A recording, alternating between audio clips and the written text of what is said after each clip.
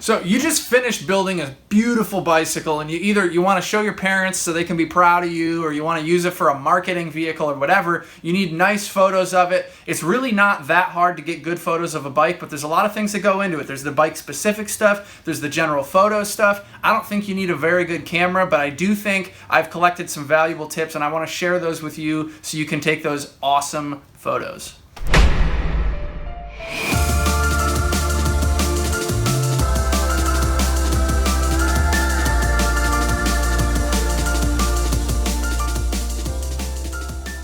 We're going to keep it real simple in the process of taking these photos. And I see a lot of people, they'll like set up like a bed sheet and then they get some sort of weird lighting going. And in the end, it doesn't end up looking that good, but you can tell they put a ton of work into it. And no. We're going to do it in a much easier way. We're going to use natural ambient light. We're going to use, instead of like a white sheet or some backdrop, we're going to just put it outside. Bikes are ridden outside. Let's find a nice looking place outdoors, set the bike up, and let's make it easy for ourselves. Like, we don't need studio lights. We don't need that fancy of a camera. You can use the same technique with your iPhone. You'll get a pretty good result. So I want to talk a little bit about quality of light. We don't need to go into a photo studio. We don't need to have fancy photo lights. We can just use ambient light, God's light, outdoor light. We can use it wisely, right? So in here right now, we're in the shade side of the building. And so it could be like, right now we're at like, the golden hour in the evening when the sun is getting more flattering, but we could say that it was actually a brighter point of the day. The shade side of a building like this is going to cast very even light. The light that falls on my face, the light that falls on the bike, it's very even light. So it might seem a little bit drab and boring or something, but it's really easy to photograph. When you have bright, direct sunlight, it casts harsh shadows, and so what's in the light is going to have a tendency to overexpose easily, and what's in shadow is going to have a tendency to underexpose. And if you're a good photographer, you can make really dramatic images with that, and it can be really cool. But for most of us, it makes it a lot harder to have a nice product photograph because the light is so intense. And unless you're trying to do something arty and you know how to handle that, I would not recommend shooting in direct sunlight. And if you are going to do it, I would suggest doing it in like the evening time as the sun is starting to go down, where you still have plenty of light, but it's not so harsh, like in the golden hour. So here, this is the more diffuse light of like the shade side of a building, or you could also get a similar quality of light if it was like an overcast day where the clouds were diffusing the light. And now let's go into the sun, and you can see, like, pay attention to the way the light hits my face and other things. It's a very different quality of light. So now the sun is hitting me directly, and there's like shadows, and these shadows are like totally normal to look at with the human eye, but in a photograph sometimes they're really confusing, or they just are not always flattering. Like, sometimes the thing that you're trying to highlight within your product is now in shadow. So if you're going to shoot with direct sunlight, a lot of times you want to have the light hitting the front of the thing, and so you have to worry about your own shadow on the ground as you're shooting it. But it can look good. It's just the shadows can be distracting. Here, like, the chainring is casting this shadow, and there's all these shadows and stuff you have to worry about now. Whereas if you had really diffuse light, then you wouldn't really see that shadow, and it becomes easier, I think, to get an evenly lit photograph. Now, if we turn around, now the sun is coming from behind me, and it's even harder to get. So, these are really basic photographic principles, but I think you don't need to know that much about the camera. You don't need to know that much about the lenses and stuff. But if you understand the light, if you just shoot with relatively diffuse light, everything is going to be easier. So there's all sorts of fancy ways to support the bike to keep it from tipping over, and you can digitally edit certain things out. But I think one of the easiest ways to support the bike for the photo is to use like a stick. I think John Watson would always talk about doing this. John Watson. So anyway, you pick up some sort of stick or something from your environment, and then you prop it right here on the you're usually shooting from the drive side, and so you prop on the non-drive side, something like this, depending on your crank set, and you want to get the bike pretty much vertical, but it's going to have to be leaning a little bit toward the stick. And so on a surface like this, it doesn't really want to roll, but if it does want to roll, you can get a little piece of gravel or something, and you can put that in front of or behind a tire, or you can do one piece in front and back, and that kind of keeps the handlebars from wanting to spin around on you, and it makes the bike a lot more stable. And so by using thin, low profile, like sort of props, you can get the bike standing up in a way that is pretty simple, and then you can proceed to photograph it. So I want to talk about the shot, and the shot is where you're taking the photo from the perspective as though you were looking at a 2D drawing of the bike. And so if I take it from above or from a low angle, or if I take it, I'm standing over here, all of those are not going to give me that flat perspective. But then in addition to, you know, I can get right here and I can crouch down, I can be on the plane, you know, I can be looking perpendicular to the plane of the frame. But there's still other kinds of distortion that you can get. So if you're standing close to the bike and you take a picture of it like with an iPhone from this distance, the iPhone has a wide enough lens, it's going to capture the whole bike in the frame of view. But what it does is that light is entering the lens from this wider angle, because it's a wider angle lens, and in order to fit that in there, it has to sort of distort the image some. The further away you get, the flatter your perspective is to it, which is, I don't know, if you've never thought about this before, it's maybe a little bit technical, but the point is you want to try and get the shot from as far away as you can realistically get, and then it's going to give you a flatter perspective. And so for this camera, I have a 50mm lens, which is great for so many things. It's not great for the shot. I would like to use like a 100mm lens or something a little bit longer, because that's going to allow you to stand further away, like, you know, 30 to 50 feet away, and it's going to allow you to fill the frame with the bike and to have a more flat perspective. It's also really helpful because what you can do is when you're focused on the plane that the bike is in, all that however distance away it is, what it does is it makes it easier then with that longer lens to blur out the background. You're focused at a particular distance, and more wide angle lenses like on your camera, on your phone, are not so good at blurring out the background naturally, because wider angle lenses, there's the optics and the way that physics works. It doesn't give you that smooth blurred out background as much. But if you have the longer lens, you get further away and you focus on a certain plane, and it kind of depends on your aperture and different settings, you can really blur out the background really nicely, and that helps separate visually the bike from the background, and it makes it pop out a little bit more. And so if you have access to it, shooting with a longer lens on like a DSLR or something is really helpful for that side profile shot. Then when you're talking about the rest of the shots on the bike, something like this 50mm lens is great because I feel like it's more of a natural way to view things. And so when you're like looking at this part and that part, you don't need to stand nearly as far away to get the shot.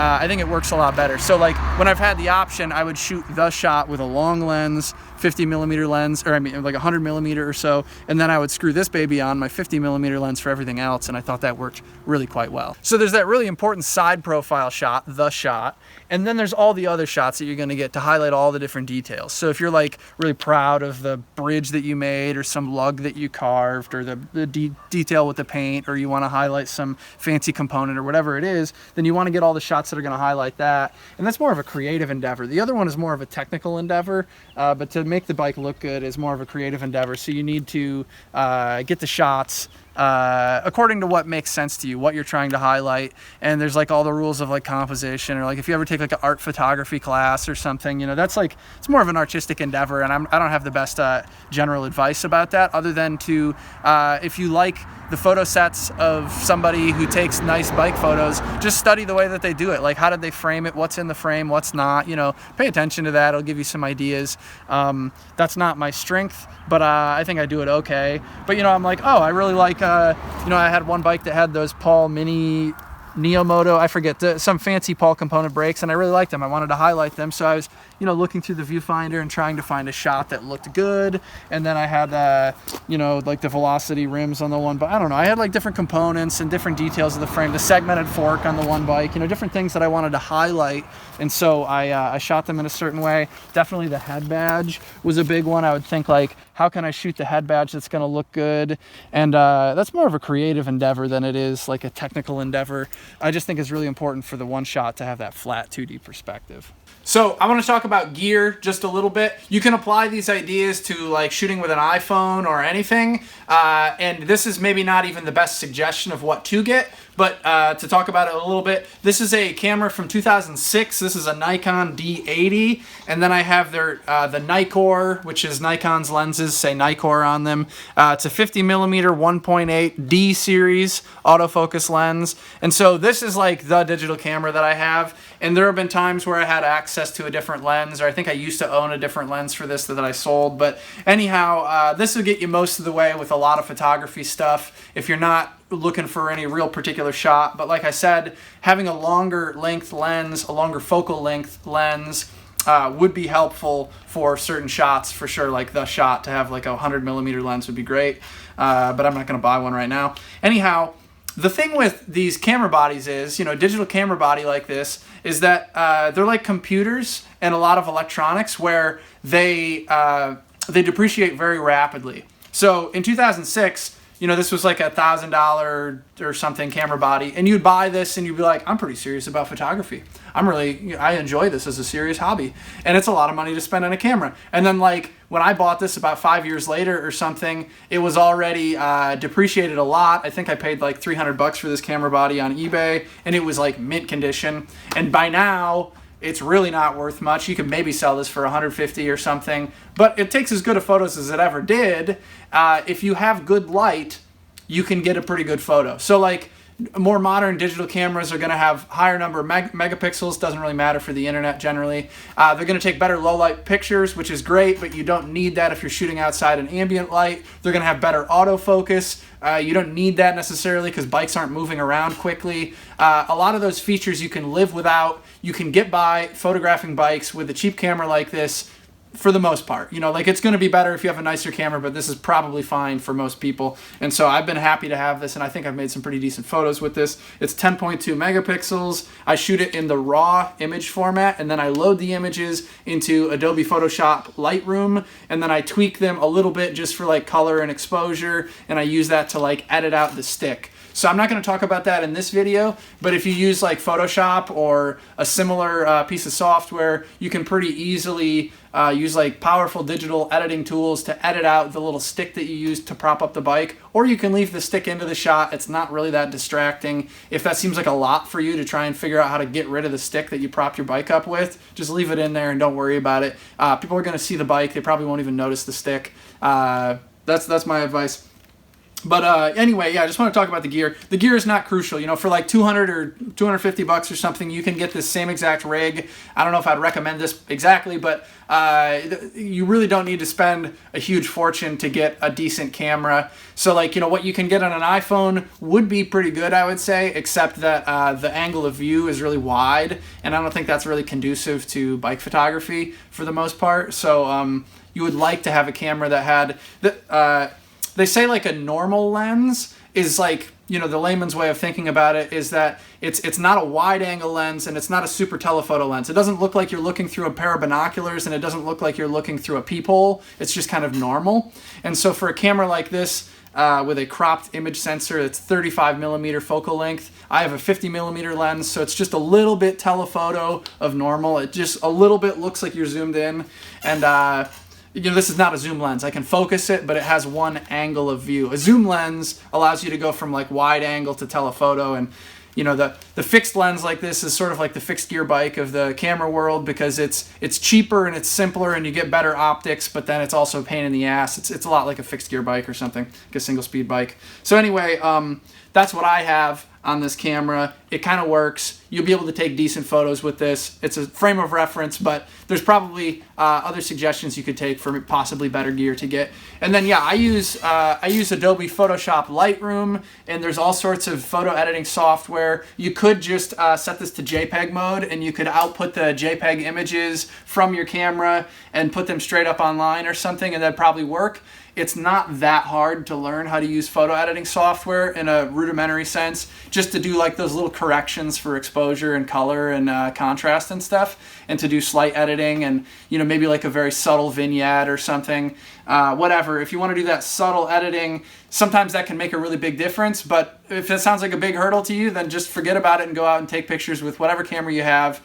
And, you know, I think the big thing is propping it up and paying attention to the quality of light that you have. You know, if it's a mountain bike, go out to your favorite mountain bike trail and try and pick like a scenic location. And if the light sucks that day, come back on another day when the light is better, or come back at a different time of day, and you'll be able to get pretty nice shots. You won't need to buy much stuff. You won't need to like set up your, you know, your whole kitchen or your apartment or whatever with like a backdrop, and that never looks good anyway. So that's my 2 cents on it, and I only learned this stuff from like studying what other people were doing, especially John Watson. I really used to follow his blog a lot when I was into photo.